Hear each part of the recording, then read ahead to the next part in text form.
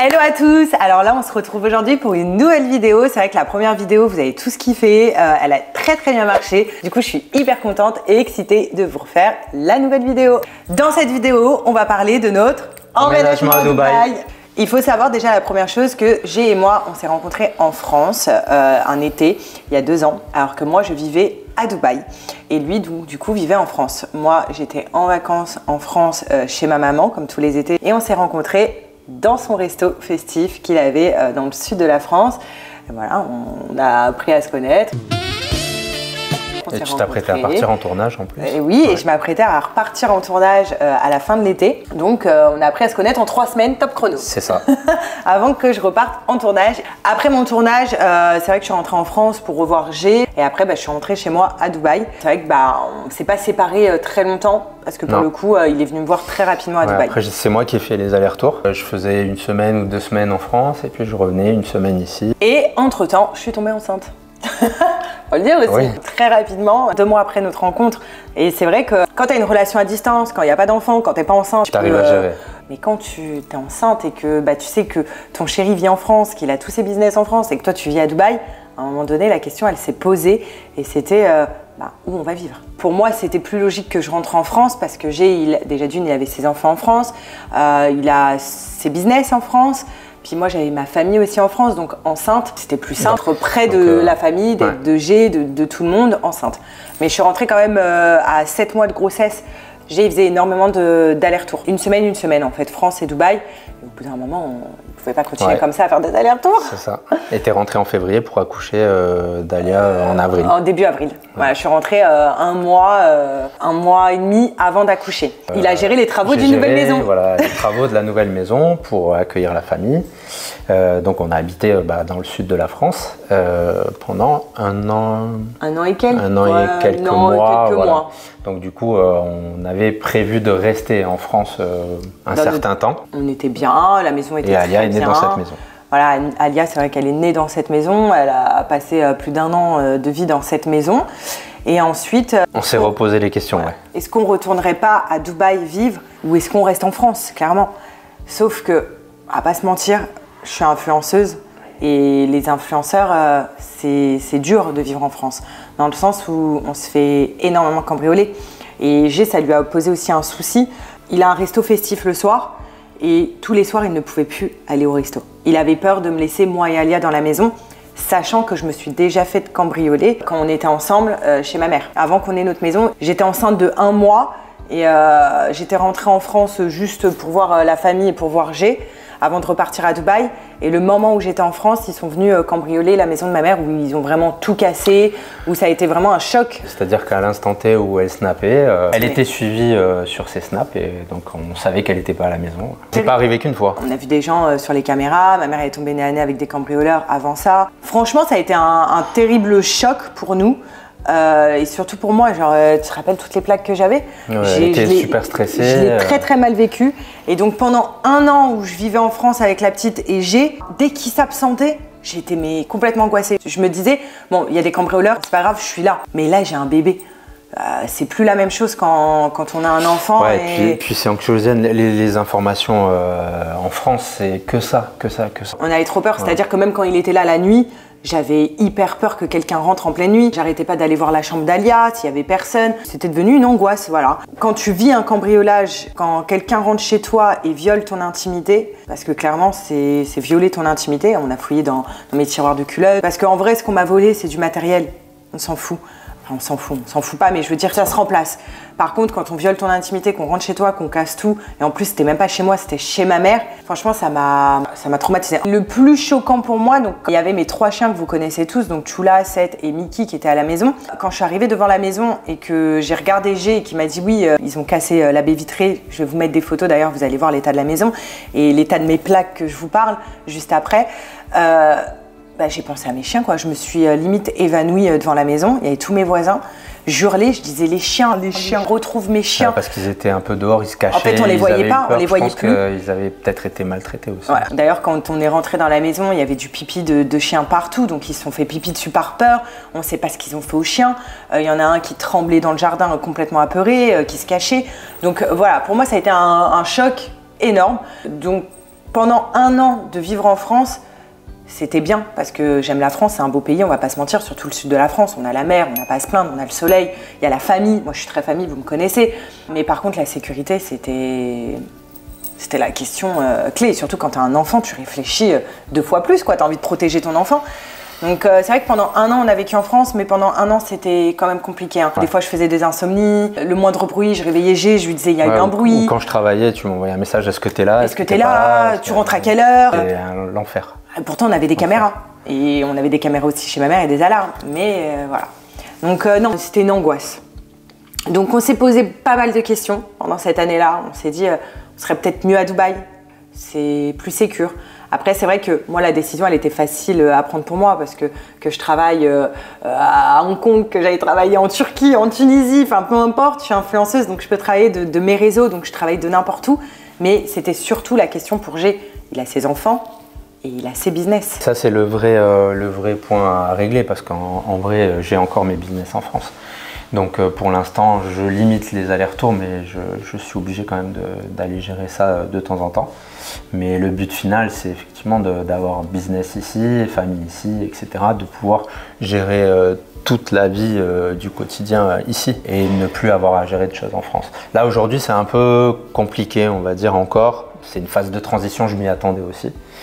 Mais il fallait le tenter. Après, on ne pouvait pas trop attendre non plus parce que déjà, Alia, il fallait qu'elle rentre à la crèche et on ne voulait pas la mettre à la crèche en France, la changer, etc. Et maintenant, voilà, il y a une petite phase de transition pour pouvoir être bien définitivement ici. C'est ça. Donc, c'est vrai que les gens sur les réseaux, vous avez l'impression que G, il fait rien. C'est vrai qu'on va à la plage, on snap tout ça, mais G, il a ses business en France et il gère énormément de choses, je vous le dis, au quotidien avec les téléphones. Il fait quand même des allers-retours en France, donc pour essayer de gérer tout ça. Donc c'est compliqué quand même d'avoir à gérer un business à distance. Je pensais pas que c'est facile, c'est très compliqué. Mais le but final, comme il vient de le dire, c'est pouvoir créer un truc ici et se détacher de la France. Après aussi, il y a un truc que j'ai jamais dit et qui me faisait panique en France, c'est par rapport à Alia. Un jour, on m'a quand même envoyé, tu te rappelles, sur les réseaux sociaux, mets quelque chose sur la fenêtre d'Alia de sa chambre, une petite cloche, au cas où quelqu'un viendrait te la prendre la nuit et que tu n'entends pas la fenêtre s'ouvrir. Mais est-ce que vous imaginez, on vous dit ça, déjà que je suis hyper anxiogène par rapport à ça. Ça, c'est le problème des réseaux, hein. Et tous les gens qui insultent, qui disent elle est ci, elle est pas belle, mais elle est machin. Il y a quelqu'un qui a pensé quand même à me dire mets une cloche sur la fenêtre de ta fille pour au cas où on vient te la prendre la nuit. Non mais toi qui es hyper stressée en plus. Moi qui est hyper stressée, mais du coup j'étais là, j'essayais la fenêtre, je disais ça va, les volets ils font du bruit si quelqu'un l'ouvre. Non mais je pouvais plus vivre comme ça, c'était impossible. Et même pour ça, c'est pour ça aussi que j'ai jamais mis Alia dans une crèche en France ou chez une nourrice. Parce que ce message, vraiment, il m'a traumatisée. Tu te rappelles, je te l'avais dit, je te disais, non mais regarde, ça m'a traumatisée. Il y a plein de points négatifs en France, comme il y a tellement de points positifs. Il y a la famille, c'est comme je vous dis, ça reste un beau pays. C'est un très beau pays. Et jamais je cracherai sur la France, et jamais, jamais, jamais. Maintenant, la sécurité, elle n'est pas faite pour nous en France. Pour nous, influenceurs, c'est impossible. Oui, il y a ça. Enfin, toi, pour les réseaux, tu disais influenceuse, tu peux travailler n'importe où, mais pour moi, je parle personnellement au niveau business, la fréquentation, le monde, etc. Ici, c'est décuplé, c'est tout le temps, c'est toute l'année. Voilà, nous, c'est vrai qu'on a une saison très très courte et de plus en plus courte. Donc, c'est vrai que j'aimerais bien aussi, moi, construire quelque chose ici pour pouvoir m'éclater tout au long d'une année. En fait, le moment où on s'est dit, allez, c'est le moment pour aller à Dubaï, on s'est fixé une deadline. Donc, c'est-à-dire qu'on est parti en vacances à Dubaï en avril, en famille. Et là, on s'est dit, allez, on va tout faire pour commencer une nouvelle rentrée après les grandes vacances, après la grande saison, parce qu'il y a quand même une plage en France. Après cette saison-là, on fait nos bagages et on part à Dubaï. Allez, à un moment donné, il faut se lancer, quoi. Oui, parce qu'après, si tu te poses trop de questions, c'est jamais le bon moment. En fait, tu as toujours quelque chose qui va te faire dire, non, attends, il faut attendre ça, attendre ça. C'est pas le moment. Bon, voilà. Et là, en fait, on s'est fixé, tu te rappelles, on s'est fixé une date. On s'est dit, mi-septembre, on est à Dubaï. On a pris les billets, on n'avait pas encore fait nos valises, on n'avait pas encore envoyé nos conteneurs, rien. Mais on s'est dit, au moins, déjà, on sait que mi-septembre, on a comme objectif d'aller à Dubaï. Et on a passé un superbe été en France avec nos amis, on a fait plein de trucs. On est parti en vacances aussi. Début juillet, on est parti parce que, pour partir à Dubaï, il faut quand même faire des papiers, il faut quand même faire des choses dans les règles. Donc début juillet, c'est là où tout a bougé et où on était trop contents parce qu'on est parti à Dubaï une semaine avec la petite et on a fait une semaine, on a fait que nos papiers. Ah ouais, on a fait que ça. Donc pour Dubaï, il faut faire un visa, il faut faire une société pour pouvoir vivre à Dubaï. On a tout fait, on est passé par une agence ici parce que c'est vrai que la question à chaque fois qui revient, tu as vu sur les réseaux, c'est comment vous faites pour venir vivre à Dubaï. Ici à Dubaï, il y a plein d'agences qui proposent d'accompagner, de vous guider. Ici, c'est une ville d'expats. C'est pas compliqué quand on s'adresse aux bonnes personnes. Aux bonnes personnes, c'est pas compliqué. En une semaine, on a fait tous nos papiers, visa, société, ID, on a tout fait en même temps. Tout. Et après, on vient vivre à Dubaï et on se lance, quoi. On cherche un appart, on cherche une maison. Les locations, c'est hyper facile à avoir ici. On paye à l'année ou alors on paye en plusieurs fois, en plusieurs chèques. Ça dépend. Et il y a tellement de quartiers et il y a tellement de budget pour tout le monde, en fait. Il y en a qui ont plus les moyens que d'autres, donc qui vont aller dans tel ou tel quartier. Mais en fait, c'est ouvert vraiment à tout le monde et c'est ça qui est bien. Et nous, on est des gens assez simples, vous nous connaissez sur les réseaux, donc on voulait une jolie maison pour être en famille, pour accueillir la famille, mais simplement, quoi. Ah ouais, voilà. On n'a pas besoin de plus.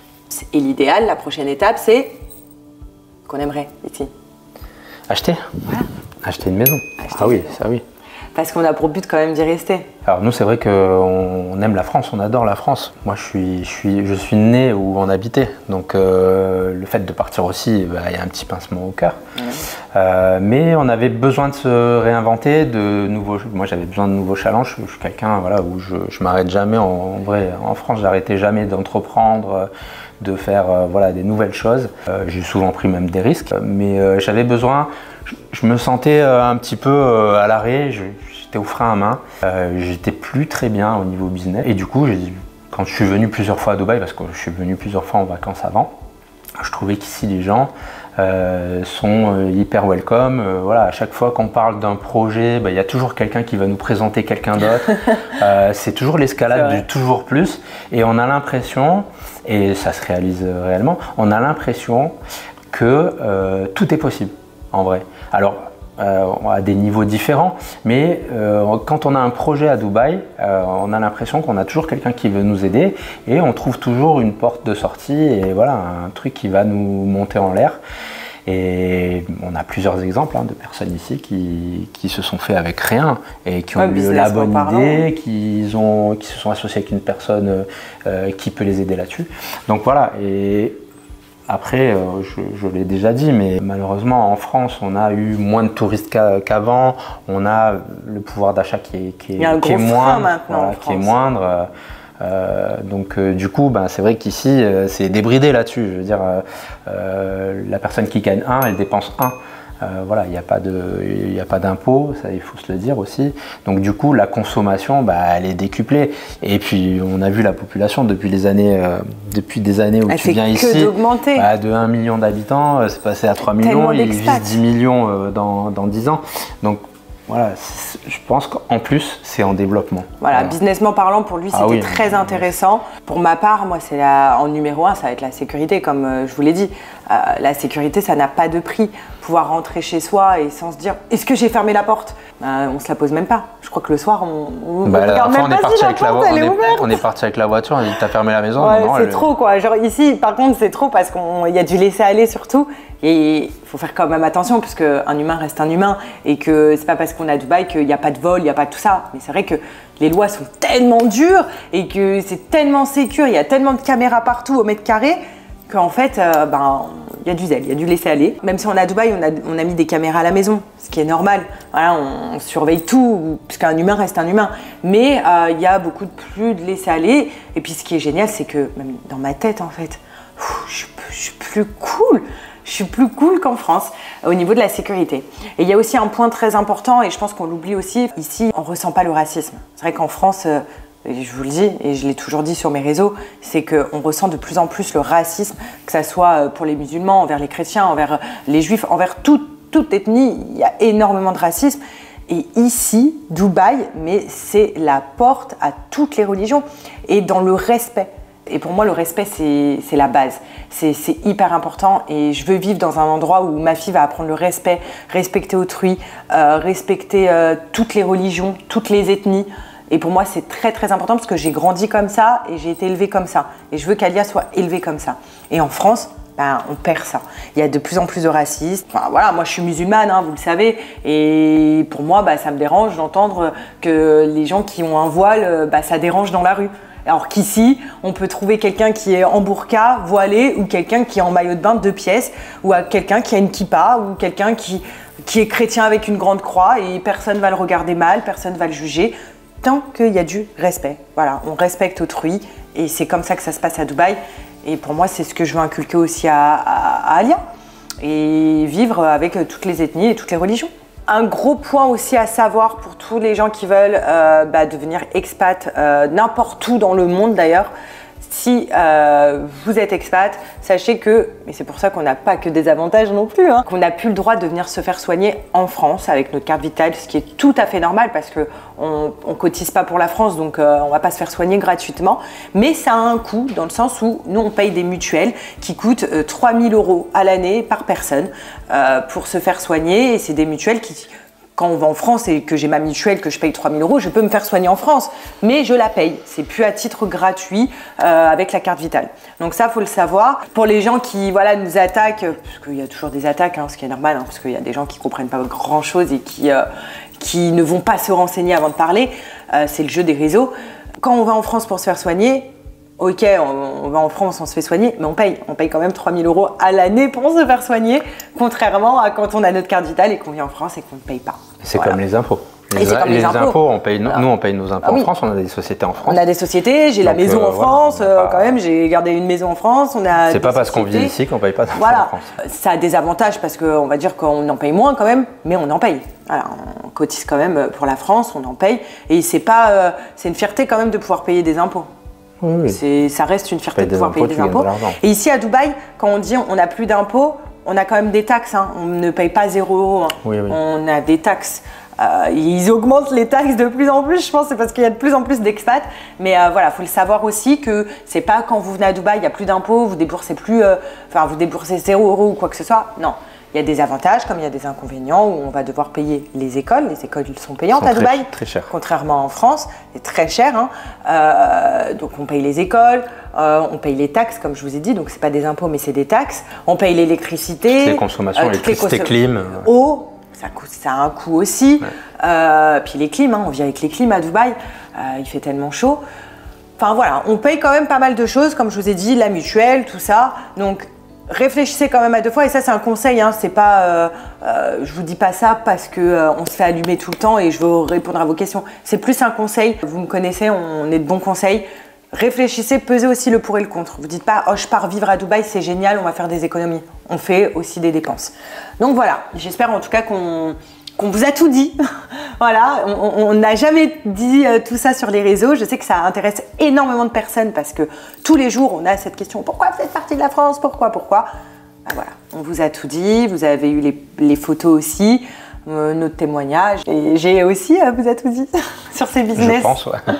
Merci beaucoup en tout cas d'avoir suivi notre vidéo. J'espère qu'on vous a appris plein de choses. N'hésitez pas à liker et à vous abonner. Et surtout à activer la petite cloche. Voilà, parce qu'en fait, la petite cloche va vous annoncer quand est-ce qu'on aura sorti une prochaine vidéo. Bye. Bye bye.